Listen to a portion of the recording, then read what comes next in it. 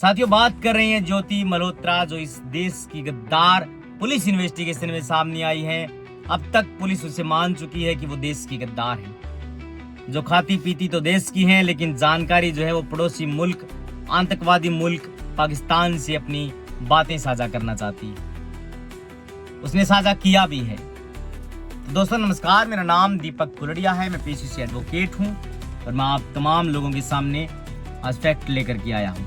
जो लोग पहलगाम घटना के बाद ये बात कह रहे थे कि इस देश में गद्दार जो है वो विशेष कम्युनिटी, विशेष समुदाय के होते हैं, ज्योति मल्होत्रा ने इन सब चीजों को खंडित कर दिया।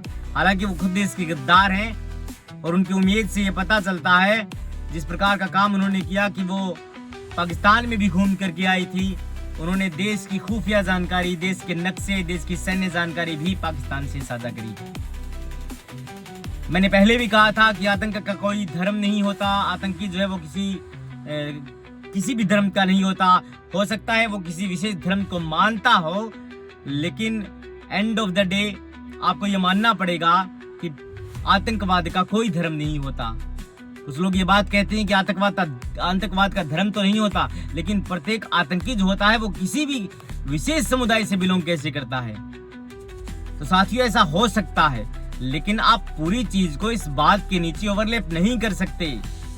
ज्योति मल्होत्रा जो है वो पकड़ी गई है। वो इसलिए पकड़ी गई है कि वो देश की खुफिया जानकारी पड़ोसी आतंकवादी मुल्क पाकिस्तान से शेयर कर रही थी। दोस्तों, वो 2023 के अंदर पाकिस्तान घूम करके आती हैं और वो किसी पर्पज के लिए जाती हैं, वो घूमने के लिए नहीं जाती। वो ट्रैवलिंग ब्लॉगर नहीं थी।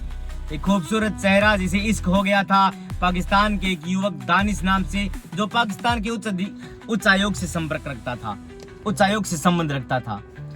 ज्योति मल्होत्रा को गिरफ्तार कर लिया। ज्योति मल्होत्रा केवल इस देश की गद्दार पहली नहीं है, इससे पहले भी हो चुकी है, लेकिन केवल ये एक गद्दार नहीं है। इस मामले के अंदर ज्योति मल्होत्रा के इर्द गिर्द काफी ऐसे लोग हैं, चाहे वो इमरान हो, और काफी ऐसे नाम जो है वो सामने आ रहे हैं जिन्होंने गद्दारी की है हिंदुस्तान से। जो खाना पीना जो है वो हिंदुस्तान का करते हैं और गुणगान और उनके मोहब्बत दिल में जो है वो पाकिस्तान के प्रति है। इसके कुछ एक कारण हो सकते हैं दोस्तों, चाहे उनका माइंड वॉश किया गया हो, चाहे उनको पैसा दिया गया हो, या फिर कोई उनसे इश्क हो गया हो पाकिस्तान से। तो वही संदर्भ में हिंदुस्तान की तमाम चीजें जो है वो पाकिस्तान से साझा कर रही हैं। दोस्तों, इमरान दानिश नाम का जो व्यक्ति है, जो ज्योति मल्होत्रा से इश्क करता था, उसे इंडोनेशिया भी घुमाया गया हालांकि ज्योति मल्होत्रा को।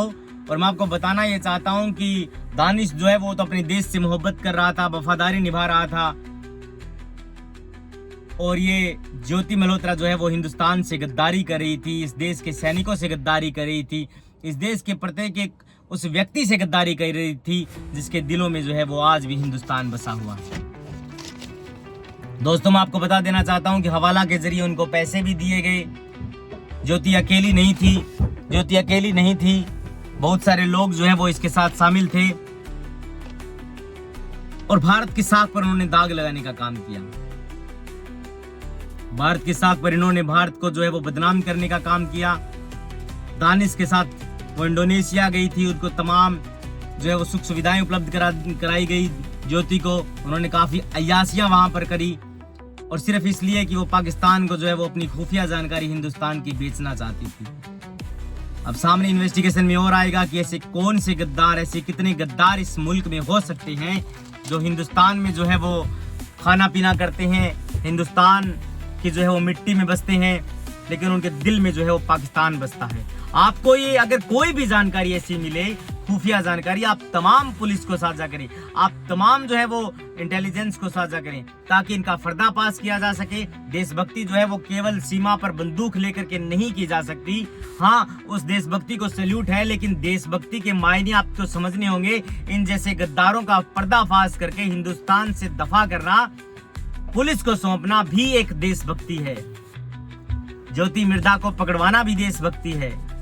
ज्योति मल्होत्रा माफ करें, ज्योति मल्होत्रा को पकड़वाना, उसे सजा दिलवाना भी देशभक्ति है। इसलिए थैंक यू दोस्तों।